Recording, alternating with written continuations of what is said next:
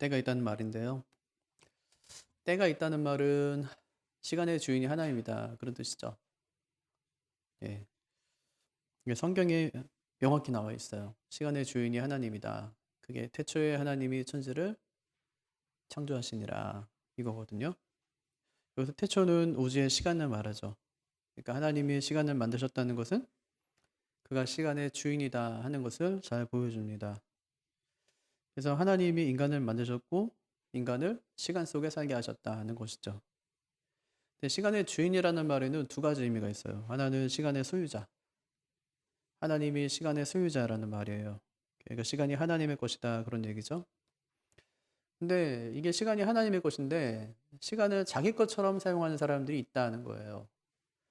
그게 이제 옛날에 92년도에 뭐 다미선교회 이런 사람들이죠. 92년 뭐 10월 언제 주님 오신다 이래가지고 언론에서도 많이 가고 갔는데 이제 공치고 오고 안 됐어요. 그 자기네가 무슨 뭐 엄청난 것을 봤다고 그랬잖아요. 엄청난 것을 뭐 보고 환상도 보고 또 하나님의 음성도 듣고 그래가지고 이제 뭐 하나님이 곧 주님이 곧 오신다 이렇게 했었는데 결국 이제 그렇지 않게 된 것이죠. 예.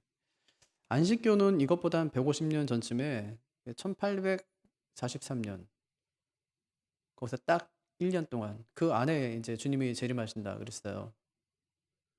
근데 안 오셨어요. 예. 딱 오셔야 되는데 안 오셨어요. 안 오시니까 뭐라고 하냐면 7개월 뒤로 미뤄졌다 그랬어요. 그 7개월 뒤에도 안 오셨어요. 그러니까 뭐라고 하냐면 예수님이 안 오신 게 아니라 예수님께서 하늘 지성소에 들어가 심판을 시작하셨다. 그렇게 얘기했어요.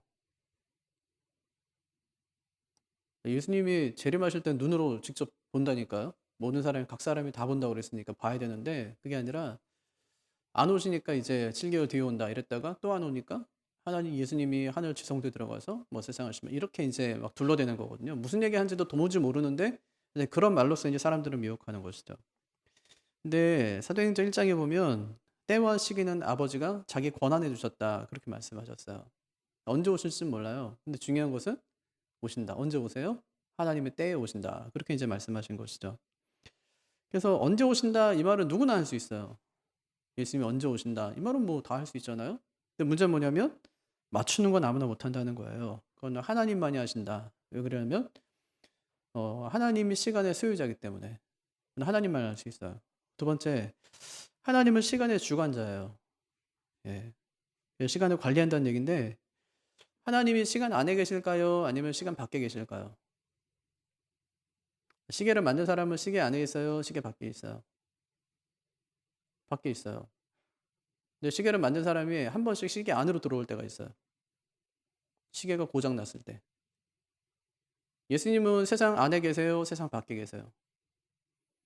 하나님 보좌에 앉으셨다니까 이제 모르고 마음에 두고 계시지만 뭐 밖에 계세요. 근데 밖에 계셔서 주님께서 한 번 세상에 들어오신 적이 있어요. 인간의 몸을 입고 세상이 고장 났을 때 죄로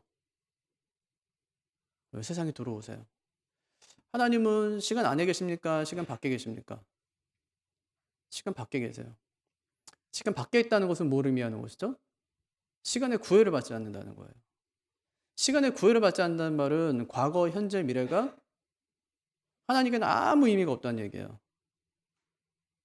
지금 2022년을 우리가 살고 있지만 하나님은 2022년을 함께 살면서 5천년 뒤로도 갈 수 있고 5천년 앞으로도 갈 수 있어요.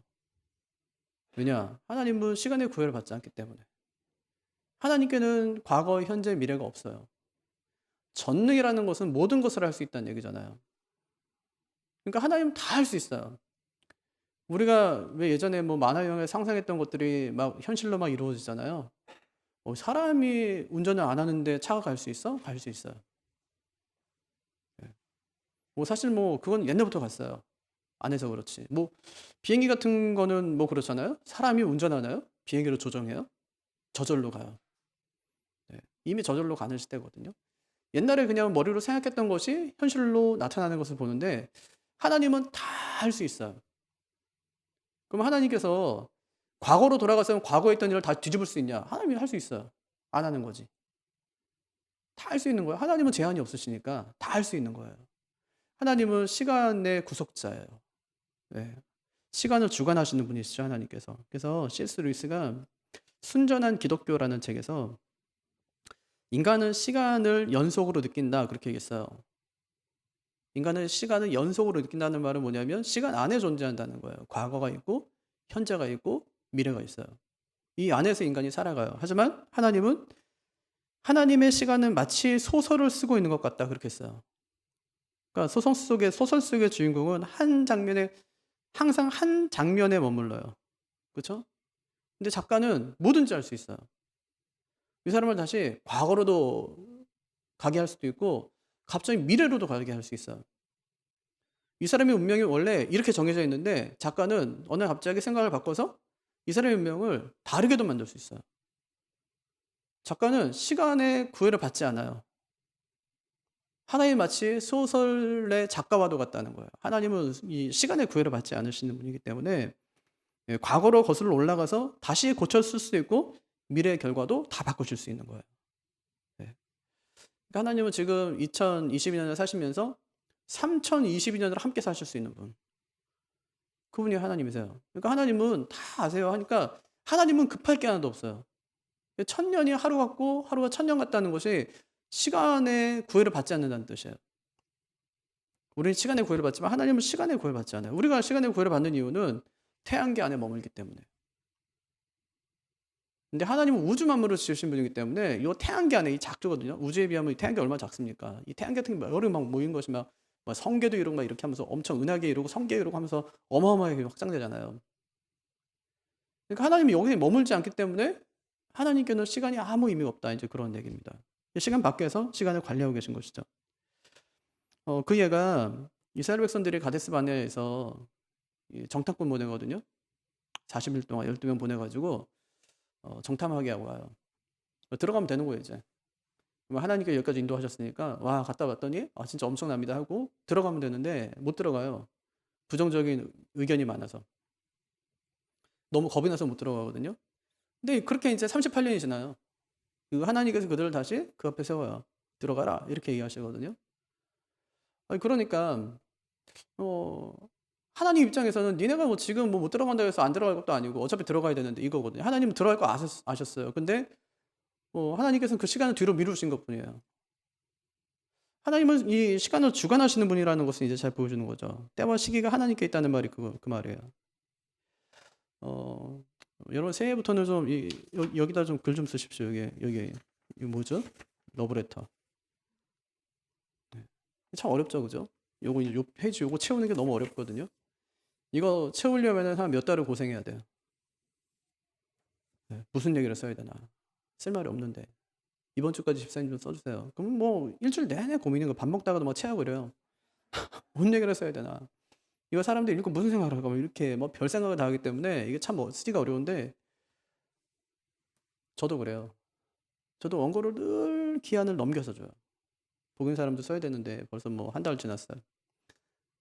늘 막 데드라인 맞춰가지고 이렇게. 네. 그러니까 우리의 한계거든요. 우리 인생의 한계라는 거예요. 네. 그것이 내가 시간의 주인이 아니라는 증거죠. 어른들이 늘 하던 말이 있었어요. 인생엔 때가 있다. 공부할 때 때가 있다. 네, 때가 있는 거예요. 뭐 결혼할 때 때가 있는 거고 사업할 때도 때가 있는 거고 다 때가 있다는 거예요. 예수 믿는 것도 그렇죠. 예수 믿는 것도 참 지나고 보니까 때가 있어요. 늦게 믿은 것 같은데 그때가 예수 믿을 때였던 거예요. 뉴스드라에 발을 못 쓰는 사람이 있었어요. 태어나서 한 번도 걸어오지 못한 거예요. 바울이 복음을 전해요. 근데 그가 바울이 복음 전하는 거 들어요. 바울이 그걸 주목해서 봅니다. 왜냐하면 구원받을 만한 믿음이 그에게 있는 것이 보인 거예요. 그래서 큰 소리를 외쳐요. 내 발로 바로 일어서라. 그렇게 해요. 그때 일어나 걸었어요. 주님께서 그때 그의 믿음을 보신 것이죠. 그때가 그가 구원받을 때였던 거죠. 요즘에도 은혜 받는 분이 계세요. 참 감사한 일이죠. 근데 은혜 받는 거는 이거는 노력한다고 해서 되는 것이 아니에요. 하나님이 은혜 주실 때가 있는 것이죠. 그럼 그 시기를 어떻게 보내면 될까요? 감사하면서. 그런 적 있으시죠? 저 예수님 처음 딱 만나고 나서 완전 미친 듯이 살아갔던 그 시기. 어떻게 산지도 모르고 그냥 막 공중에 막 붕붕 떠갖고 다녔던 그 시기들이 있잖아요. 처음에 예수님 만났을 때. 그 엄청난 자기도 어떻게 감당할 수 없는 그 힘이 나에게 막 나오는 거예요. 왜냐하면 여러분 생각해 보세요. 하나님이 내 안에 들어왔다. 성령이 내 안에 들어왔다. 다른 인격이 내 안에 들어왔어요. 그럼 사람 달라지는 거예요. 예수님을 만났는데 여태까지 한 번도 그런 경험이 없다. 그건 심각하게 무슨 문제가 있다고 생각해요. 사랑하잖아요. 그럼 막 불꽃이 튄다고 그러죠. 그 자매의 인격이 나한테 들어올 때, 자매의 생명이 나한테 들어올 때, 그럼 완전히 난 다른 사람이 돼요. 형제의 그 생명이 나한테 들어올 때 나는 완전 다른 사람이 돼요. 그 사람만 보이고 막 그러잖아요. 성령이 들어온다. 와, 귀신만 들려도요 사람이 눈빛이 달라지고요 삶이 달라져요. 예, 귀신만 들려도. 근데 성령이 내 안에 들어온다. 이거는 감당할 수 없어요. 실제로. 그래서 저는 우리 아이들이 진짜 뭐 딱 태어났는데 교회에서 막 세례받고 있고 막 그러잖아요, 아이들이. 그런 애들은 어릴 때부터 그냥 교회는 다녀야 되기 때문에 다니는 걸로 생각해서 이 영적인 어떤 경험이 없어요, 아이들이. 교회는 다니는데 영적인 경험이 없어요. 근데 어느 순간에 제가 아이들한테 늘 그렇게 이제 말하곤 했었는데, 그런 경험이 없는 친구들은 꼭 한번 하나님을 인격적으로 만나라. 그냥 교회 다니고 나중에 구원받고 할 수 있지만 진짜 하나님이 살아계신지 안 살아계신지 네가 한번 뜨겁게 한번 만나봐라. 어떻게 하면 되냐고. 기도하고 사모해라. 주님 저도 만나주세요. 저 진짜 뜨겁게 한번 만나주세요. 네. 늘 사모해라 그거를. 늘 일어나서 밥 먹을 때마다 길을 걸을 때마다 주님 저 좀 만나주십시오. 저는 진짜 주님 한번 뜨겁게 한번 만나기 원합니다. 네. 만나준다. 네. 찾고 찾으면 만나는 거니까 하나님은. 어렵잖아요. 하나님 먼데 하나님, 내가 먼데 하나님이냐 가까운데 하나님은 아니냐 그렇게 말씀하시니까 가까이 계신다고요. 부르면 되는 거예요. 만나달라고 하나님께 요청하면 되는 거예요. 만나주시죠. 인격이니까. 말하면 들으시니까. 듣고 하나님께서 합당한 때에 우리 만나주시는 거니까. 만나면 달라져요. 인생이 달라지는 거예요. 그러니까 우리한테 그 시간이 있는 게 아니에요. 은혜 받는 시간? 이건 나한테 있는 게 아니에요. 하나님께 있기 때문에 사모하는 거예요. 언제 하나님께 나에게 은혜 주실지 모르지만 은혜 내가 진짜 사모합니다. 그렇게 준비하고 있는 것이 굉장히 필요하다는 것이죠. 이처럼 인생에는 때가 있습니다. 때가. 요시아도 그렇잖아요. 요시아가 16살 딱 됐을 때 하나님은 그때부터 구체적으로 구하기 시작했다고 그랬어요. 그리고 4년 뒤에 20살 되었을 때 종교개혁을 일으켜요. 엄청난 일을 하는 거죠. 우리에게도 이런 특별한 만남이 있어야 합니다. 예. 그래서 일자로 보니까 범사에 기한이 있고 천하 만사가 다 때가 있다 그래요. 이 말은 기회가 계속 우리한테 주어지는 게 아니라는 말입니다. 2절부터 8절 보면은 우리한테 우리 주변에서 계속 일어나는 일인데 내 마음대로 할 수 있는 것이 아무것도 없어요. 태어나고 죽는 거 이거 내 마음대로 할 수 있습니까? 뭐 심고 거두는 거 이거 뭐 내 마음대로 할 수 있어요? 없어요. 심는 건 내 마음대로 할 수 있지만 거두는 건 내 마음대로 안 되니까. 그러니까 우리는 주어지는 대로 사는 인생일 뿐이다. 그 말을 하는 겁니다. 3절하고 5절은 전쟁 얘기거든요. 죽일 때가 있다는 거예요. 또 건물을 무너뜨릴 때가 있다는 거예요. 5절에 보니까 돌을 던질 때가 있다고 하는데 적국의 밭에다가 돌을 던져요. 그러면 이제 소출이 없겠죠. 군량미가 이제 없어지는 거니까. 그래도 전쟁할 때 하나의 그 방법, 하나의 그거였어요. 예. 그러니까 보급을 차단하는 것이죠. 6절에 보니까 가정에서 아주 흔하게 일어나는 일이에요. 뭐 찾을 때가 있고 잃을 때가 있다 그러는데 우리도 그렇죠. 리모컨을 찾을 때가 있는가 하면 또 잃어버릴 때가 있고 뭐 이런 많아요. 뭐 손톱깎이 어디 갔어? 몰라요. 아무도 몰라. 손톱깎이 어디 있는지. 집에 몇 개씩 있는 거예요. 기읍 있는 거 어디 있어? 몰라요. 쓰고 그냥 그 자리에 두질 않으니까. 예. 인생도 마찬가지고 소유도 마찬가지고 내 거라고 집착하며 살지 말라는 말입니다. 지킬 때가 있으면 버릴 때가 있다고요. 요나서가 그거죠. 예, 배 타고 이제 하나님 얼굴을 피해서 이제 도망가는데 풍랑이 일었어요. 근데 뭘 버려요? 자기가 가장 중요하다고 생각했던 거 그걸 이제 짐 싸서 가는 거잖아요. 여행 갈 때. 내가 가장 중요하다고 생각하는 거 이건 꼭 있어야 된다고 생각하는 거를 캐리어안에 담아요. 근데 제일 먼저 뭘 버리냐면 그걸 버려요. 그 안에 막 돈도 있고 막 다 있을 텐데 여권도 있고 다 있는데 그걸 먼저 버려요. 진짜 중요하다고 생각하는 거. 그러니까 살다 보면은 내가 진짜 중요하다고 생각하는 거 그걸 버릴 때가 있어요. 버려야 될 때. 주식도 그렇죠. 이건 진짜 내가 꼭 끝까지 갖고 있을 거야 그랬는데 팔 때가 있잖아요. 예. 나이 들수록 그러니까 집의 크기도 줄어들고 살림의 규모도 줄어들어요. 근데 그때를 내가 정할 수 없다는 거예요. 평생 돈 벌었어요. 근데 아파요. 하나도 못 써. 옷을 살 필요가 없어요. 밖에 못 나가니까. 그럴 때가 온다니까요. 예. 그래서 뭐 어쩌라는 거예요 그래서. 예. 그럼 네 마음대로 할 수 없으니까 뭐 어쩌라는 겁니까?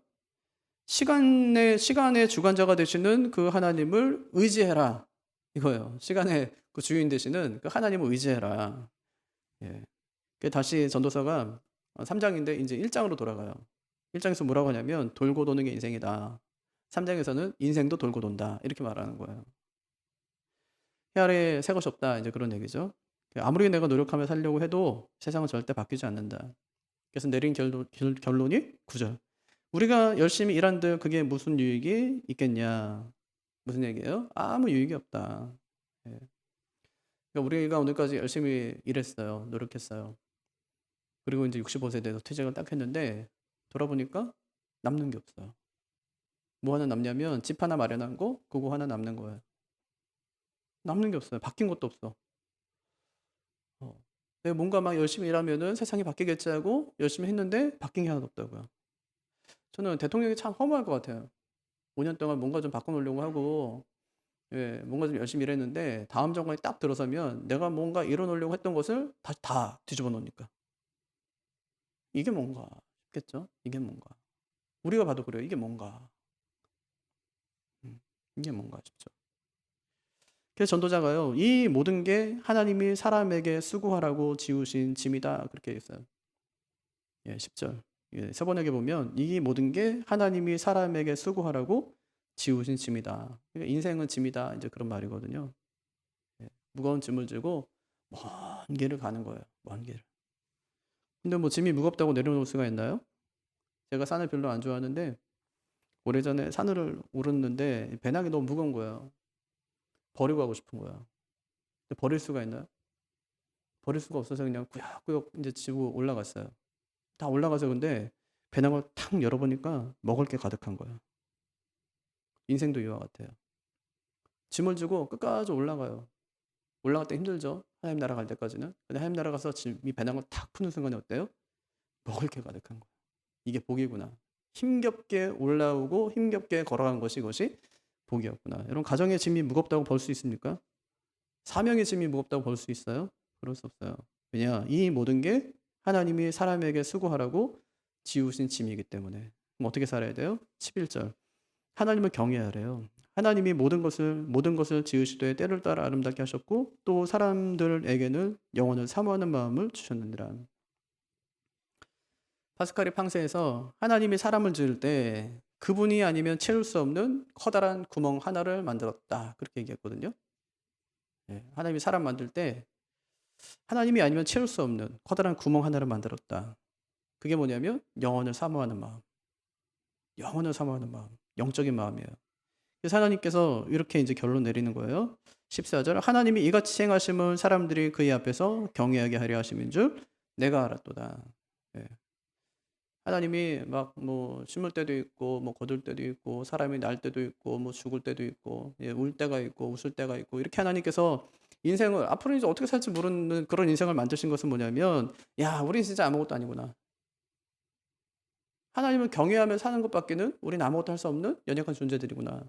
하는 것을 알게 하기 위해서 우리 인생을 이렇게도 만들었다가 이렇게도 만들었다가 또 이렇게도 만들었다가 이렇게도 만드는 거예요. 올라가는 듯한데 또 내려오고 내려가는 듯한데 또 올라가고. '야 인생은 아무도 할 수 없구나.' 그러니까 하나님을 경외하며 사는 것이 인생의 본분이구나 하는 것을 깨닫게 되는 것이죠. 여러분 살다 보면 예기치 못한 어려움도 만나고요. 인생의 질병도 만납니다. 인생이 내 마음대로 안 된다는 뜻이에요. 그러니까 함부로 살지 말고 하나님을 경외하며 살라는 것이 오늘 말씀의 결론이에요. 내 마음대로 살지 말고 하나님을 경외해요. 하나님 경외하는 건 뭐죠? 공경하고 두려워하는 거. 예. 하나님을 공경하고 두려워하는 거. 예. 여러분은 머리 감을 때 어디부터 감으세요? 앞에부터 감아요? 아니면 뒤에부터 감아요? 전 눈부터 감아요. 머리 감으면 눈부터 감아야지. 식사할 때도 마찬가지. 눈부터 감아요. 여행 가려고 차를 탔을 때도 눈부터 감아요. 예. 아침에 일어났어요. 눈부터 감아요. 기도부터 해야죠. 예. 그렇게 사는 거예요. 뭘 하든지 마찬가지예요. 눈부터 감는 거예요. 난 연약하니까. 예. 그렇게 살아가는 우리가 되기를 바랍니다. 하늘에 계신 우리 아버지, 아버지의 이름을 거룩하게 하시며